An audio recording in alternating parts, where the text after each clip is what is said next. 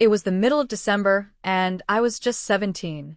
Every year, just before Christmas, my mom would have to leave for a 3-day business trip. Being an only child living with my mom, I would spend those days home alone. Usually, she'd leave before the winter break, so I'd be at school for most of the day. This year, however, she left the very day school let out for the holidays. With the snowstorm raging outside, I had no intention of leaving the house. I cooked some food from what was left for me and settled in for a movie marathon. But the storm kept making itself known.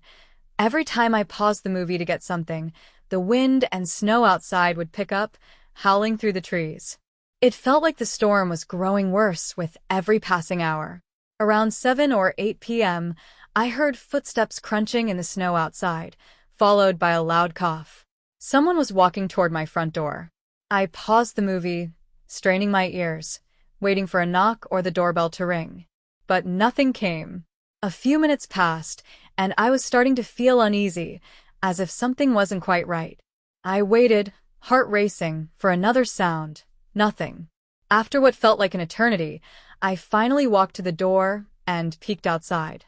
The porch was empty, but the footprints leading right up to the door were clear as day, only to stop abruptly and turn around, heading back into the storm.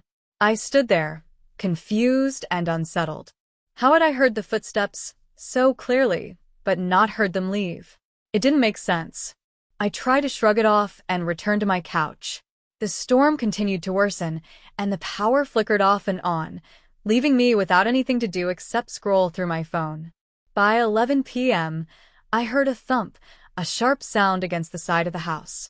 I ignored it at first, but then the lights went out again. This time, the thump sounded like it came from near the kitchen. I grabbed my phone to use as a light and slowly made my way to the source.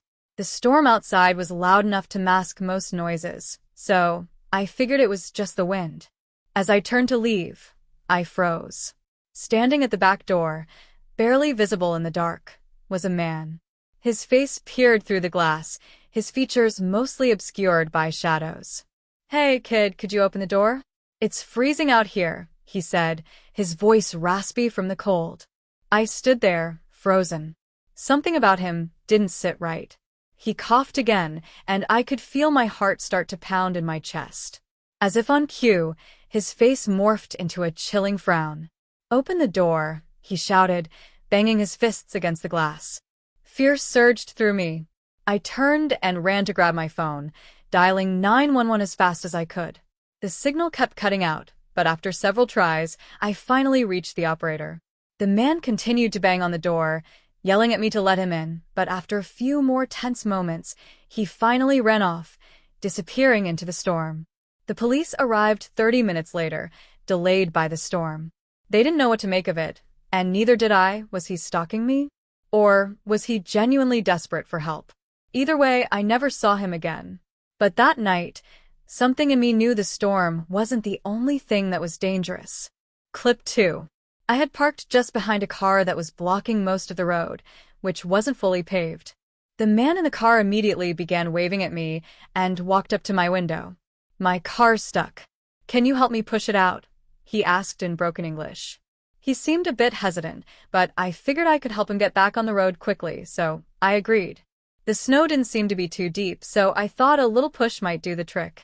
I quickly threw on my hat and gloves, stepping out into the cold wind. The snow immediately soaked through my clothes, and I couldn't help but wonder why the man didn't just call for help instead of getting out of his car in this freezing weather.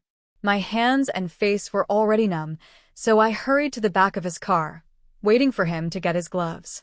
It was too dark to see clearly through the windows, and after standing there for a moment, I looked around, wondering why it was taking him so long.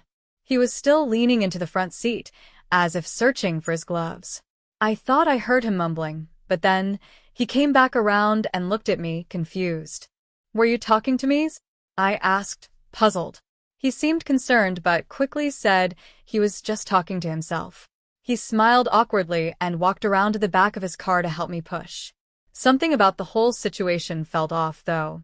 His demeanor had shifted, and the mood had grown tense. The way he looked at me, it didn't seem like he was talking to himself, but if someone else was in the car, Why had he come out here alone and asked for my help? I was lost in these thoughts when I suddenly noticed him staring at me with an unsettling expression. His smile had vanished, replaced with an eerie, hollow look in his eyes, completely different from before. Without thinking, I quickly rushed back to my car. Just as I was about to get in, several doors from the car I had been behind opened, and 3 other men rushed toward me. I jumped into my driver's seat, heart racing. Thankfully, I had left the engine running. I slammed the car into drive and barely managed to roll past them, almost hitting one of them as I sped away. My hands were shaking as I gripped the steering wheel, terrified that I might get stuck in the snow. The path around their car was narrow, but I managed to maneuver around it and escape. I immediately reported the incident to the police at the nearest town, but I never heard anything back. I suspect those men weren't actually stuck. They probably left right after I did. I still don't know what they were planning, but I can't help but wonder. If I hadn't left when I did, who knows what might have happened.